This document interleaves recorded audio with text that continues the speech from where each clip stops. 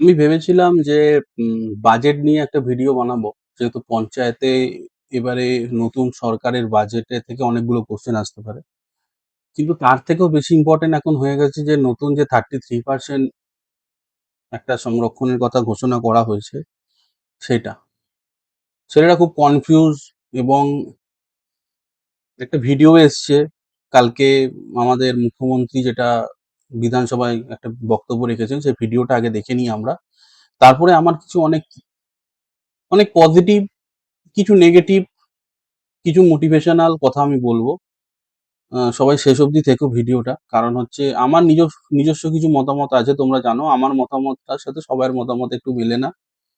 তো সেটা যদি শুনতে চাও শেষ অবধি থেকো। আমি কিছু খুব ইম্পর্টেন্ট কথাও বলেছি শেষের দিকে। তা আগে আমরা মুখ্যমন্ত্রীর ভিডিওটা দেখে নিই। কোন রিক্রুটমেন্ট বোর্ডে কোন পলিটিক্যাল অ্যাপয়েন্টমেন্ট হবে না। আপনারা পুরুলিয়ার সংসদকে পিএসসির মেম্বার করেছিলেন, প্রাইমারি কাউন্সিলের রিক্রুটমেন্টের চেয়ারম্যান করেছিলেন। আপনারা এসএসসিতে কলেজ সার্ভিস কমিশনে আপনাদের পার্টির লোকেদেরকে তাবেদারদের বসিয়েছিলেন। আমাদের সরকার ইউপিএসসি ধাঁচে কমপ্লিটলি ট্রান্সপারেন্ট নিয়োগ করবে, একটাও রাজ্য সরকারের কোনো পোস্ট ফাঁকা থাকবে না। এক্ষেত্রে আমাদের সরকারের পরিষ্কার নীতি, কোন রিক্রুটমেন্ট বোর্ডে কোন পলিটিক্যাল অ্যাপয়েন্টমেন্ট হবে না।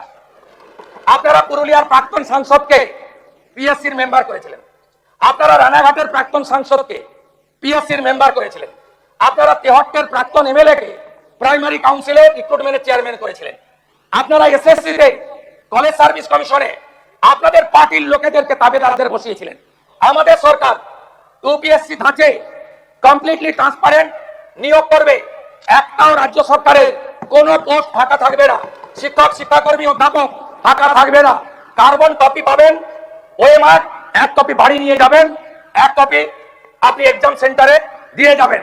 15 নাম্বার করে, 10 নাম্বার 20 নাম্বার করে ভাই ভাই ছিল, আমরা 5 নাম্বার ভাই ভাতে রাখবো। একাডেমিক আমরা মূল্যায়নে আনবো। আমরা এসসি এসটি ওবিসি ইডব্লিউএস তাদের সংরক্ষণ 100% রোস্টার দেব, আপনারা ভরসা রাখতে পারেন। আমরা নিয়োগের ক্ষেত্রে অত্যন্ত স্বচ্ছতায় আমরা এসএমএস দিয়ে প্রাক্তন শিক্ষামন্ত্রীর কায়দায় কোন নিয়োগ করব না, স্বচ্ছতার সঙ্গে নিয়োগ হবে। আমি পশ্চিম বাংলার বেকার যুবক যুবতীদের আশ্বস্ত করতে চাই। দেখলে যে আমাদের মুখ্যমন্ত্রী কি বললো, তো এখানে অনেক রকম কথা আছে যেগুলো আগে আমাদের কাছে খুব ভালো শোনাচ্ছিল যে ইন্টারভিউ মার্কস কমে যাবে, একাডেমিক্সে মার্কস এবারে কনসিডার করা হবে। মানে তোমার এই ওয়ার্ক এক্সপিরিয়েন্স থাকলে, তোমার যদি কলেজে ভালো নাম্বার থাকে, স্কুলে ভালো নাম্বার থাকে, সেখানে একটা নাম্বার পাবে। ইভেন উনি এই কথাটাও বললেন যে কোনো রকম কোনো ভ্যাকেন্সি আর ফেলে রাখা হবে না, যেটা বিগত 30 বছর ধরে ফেলে রাখা হয়েছে। হ্যাঁ, বিগত 30 বছর ধরে অনেক ভ্যাকেন্সি তৈরি হয়েছে, কিন্তু সেটা বিগত, আমি এই পুরনো সরকার বলবো না, এর আগের সরকারও কিন্তু সেগুলোকে ফেলে রেখেছে। তো এবার ব্যাপারটা হচ্ছে যে এই যে 33% নতুন সংরক্ষণটা হলো, তার আগের ব্যাপারটা আমি একটু বলে দিই।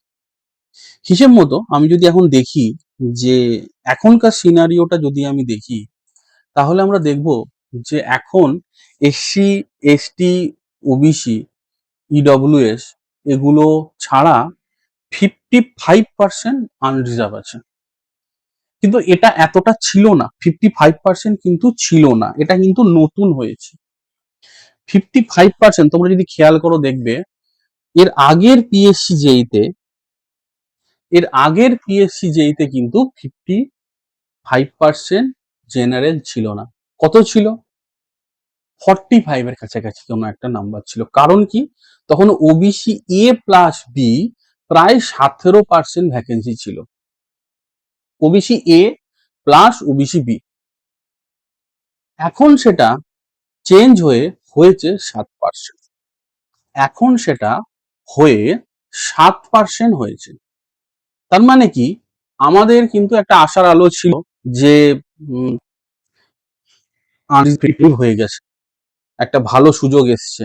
কিন্তু হঠাৎ করে এই যে মহিলাদের 33% ভ্যাকেন্সি, সেটা চলে এসে আমাদের স্বপ্নটা কিন্তু অনেকটাই, যারা জেনারেল তাদের স্বপ্নটা অনেকটাই ধাক্কা খেয়ে গেছে। আগে কি ছিল? আগে কিন্তু ব্যাপারটা যেটা বললাম অন্যরকম ছিল। সেখান থেকে কিন্তু একটা ইমপ্রুভমেন্ট হয়েছে, ওবিসিদের সিটটা জেনারেল অথবা আনরিজার্ভ পেয়েছে। এরপরে আসছি যে এখন তাহলে হলো কত। এখন দেখো এসসি ছেলেদের কিন্তু আর 22টা সিট হলো না। এসসি ছেলেদের হয়ে গেল 15টা সিট, 7টা মেয়েদের। এসটি ছেলেদের হয়ে গেল 4টে সিট, ওবিসি ছেলেদের হয়ে গেল 4.5, আর আনরিজার্ভদের হয়ে গেল 37টা সিট। এবারে প্রশ্ন হলো যেটা অনেকে এবার এবারে আমি একটু অন্য দিকে যাই, যে এটা কি করণীয়, কি করণীয়, এবং আমরা একটু যদি সংখ্যাতত্ত্ব স্ট্যাটিস্টিকের দিকে যাই, সেখান থেকে বোঝার চেষ্টা করি ম্যাথটা কি, কেন পুরোটাই ম্যাথের উপর ডিপেন্ড করে আছে, মানে নাম্বার কত, ভ্যাকেন্সি, এগুলোর উপর ডিপেন্ড করে আছে।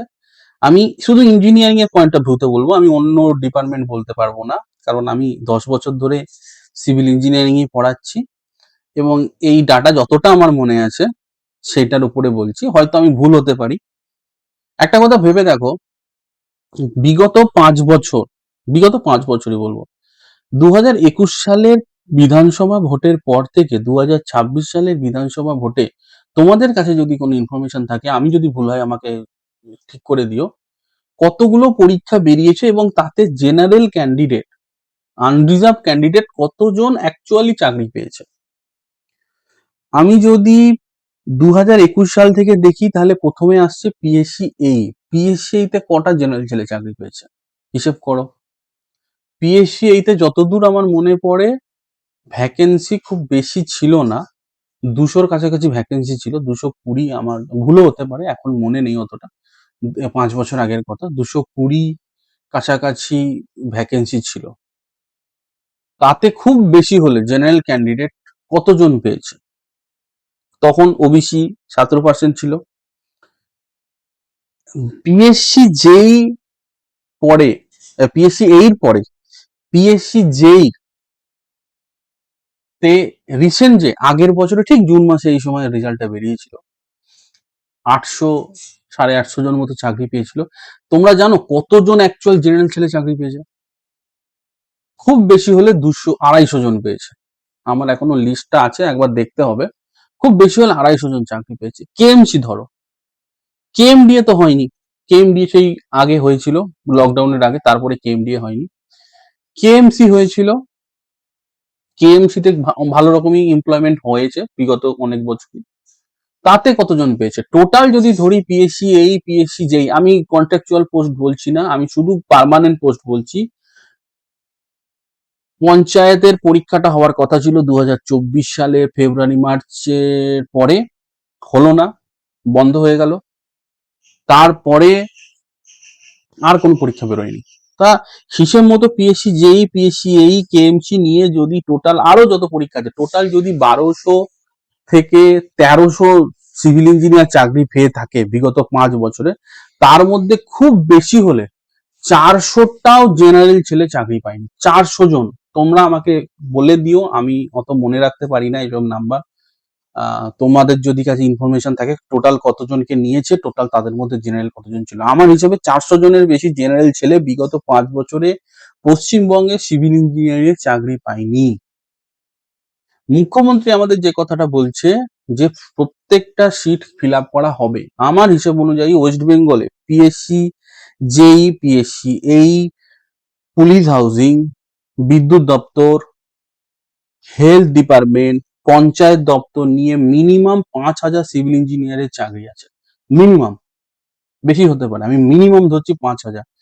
তার মধ্যে যদি আমি ধরি 3,000-এরও এমপ্লয়মেন্ট হলো আগত 5 বছরে, তাহলে সেখানে মিনিমাম 1,000 ছেলে, জেনারেল ছেলে চাকরি পাবে। তাহলে আমাদের হিসেবটা, আমি একটু আগে কি বলেছিলাম যে ওবিসির জন্য জেনারেলের সিট যেটা 45%-এ চলে এসেছিল, সেটা আবার বেড়ে 55% হলো এবং মহিলা সংরক্ষণে সেটা আবার 37% হয়ে গেল। তাহলে এই 37%, 45 থেকে 37 যেটা হলো আমার হিসেব মতো, আমার কিন্তু 55 থেকে আমি হিসাব করছি না, আমি করছি 45% ছিল জেনারেল, সেখান থেকে 37%। যদিও এটা বলতেও আমার খুব খারাপ লাগছে, আমি একজন জেনারেল ক্যান্ডিডেট, মানে এই পার্সেন্টেজটা কোথায় গিয়ে থামবে একজন জেনারেল ক্যান্ডিডেট, মানে একজন টিচার হিসেবে বলতেও আমার খুব কষ্ট লাগে, কিন্তু বলতে হবে, নাম্বার আমাকে বলতে হবে, আমি বলছি। এই 45 থেকে 37% যে এলো জেনারেল, সে 3000-এর মধ্যে আমি 37% যদি কম করেও ধরি, তাহলে হাজার জন জেনারেল ক্যান্ডিডেট আগত 5 বছরে চাকরি পেতে চলেছে। যদি এটা সত্যি হয়, হ্যাঁ আমার আশা এটা সত্যি হবে। বিজেপি গভর্নমেন্টের যা মতিগতি দেখছি, ওরা সামনের 15 বছর থাকার চেষ্টা করছে, মানে থাকবেই এরকম একটা ঠিক করে ফেলেছে। এবং ওরা যেগুলো বলছে, এবং একটা ভালো কথা বলি, যে মানে আশার কথা বলি, আহ আমাদের মুখ্যমন্ত্রী কিন্তু যদি 10টা কথা বলে, তার মধ্যে 3টে কথা কিন্তু চাকরি নিয়ে বলছে। এটা তোমরা খেয়াল করেছো? তোমরা যদি যারা কাগজ ফলো করো, যারা টিভি ফলো করো, যারা ইউটিউব ফলো করো, মুখ্যমন্ত্রী যেখানে যতগুলো বক্তব্য রেখেছে, চাকরির কথা কিন্তু 30% বলছে। মানে 10টা কথার মধ্যে 3টে কথা চাকরি নিয়ে বলছে। তার মানে এটা বিজেপি গভর্নমেন্টও খুব ভালো করে জানে যে আহ, এই যে 5%-এর গ্যাপ আছে না, বিরোধীদের 41% ভোট আর বিজেপির 45% ভোট, এই 4% গ্যাপটা কাদের জন্য হয়েছে জানো? 2% লোকের জন্য হয়েছে। 2%, তুমি আমরা ইঞ্জিনিয়ারিং স্টুডেন্ট, আমরা তো আমাদের কাছে ম্যাথটা খুব ক্লিয়ার। ভেবে দেখো, 2% লোক, মানে এটা 4%ও গ্যাপ না, 2%-এর গ্যাপ। 2% লোক যখনই একদিকের জায়গায় অন্যদিকে ভোট দেবে, তখন সেটা 4% গ্যাপ হয়ে যাবে। তার মানে বিজেপি গভর্নমেন্টও জানে যে চাকরি নিয়ে যে প্রতিশ্রুতিগুলো দেয়া হয়েছে, সেগুলো ফুলফিল না করলে তার এফেক্ট কিন্তু খুব শিগগিরই পাবে। ঠিক আছে?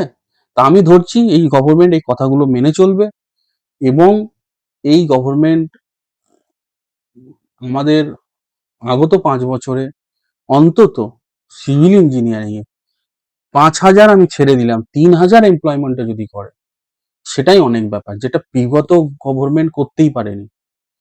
বিগত গভর্নমেন্ট সেটা কোনোভাবেই করতে পারেনি, এবং 400 ছেলেকেও চাকরি দেয়নি বিগত 5 বছর, জেনারেল 400টা ছেলেকে চাকরি দেয়নি। তা সেই হিসেবে এটা আসার কথা।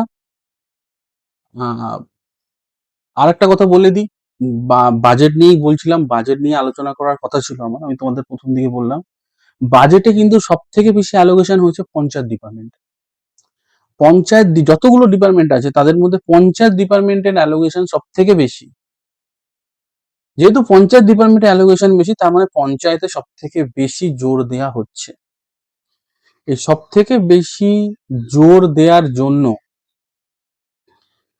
সব থেকে বেশি জোর দেওয়ার জন্য আশা করছি পুজোর আগে নির্মাণ সহায়কের পরীক্ষাটা বেরোবে, এবং যেটা প্রথমে শোনা যাচ্ছিল 350টা এনএসএস সিট, পরে যেটা আরেকটা ভিডিও এলো, যেটা দিলীপ ঘোষ বলছেন যে 11,000 সিট দাবি করা হয়েছে, 7,000 যেটা ছিল, টোটালে বলছি আমি, টোটালে 7,000 থেকে 11,000 সিটের দাবি করা হয়েছে।